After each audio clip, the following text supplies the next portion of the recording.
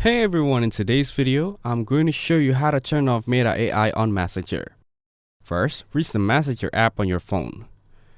Next, long tap on it and uninstall or delete the updated version of the app.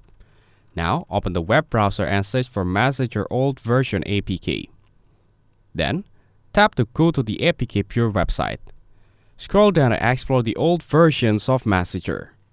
After that, select a suitable version from the list. Here, reach the download option to get the app. There are furthermore versions available, so tap the download button. It'll start downloading the file and wait for it to complete. Once downloaded, navigate to the Files app.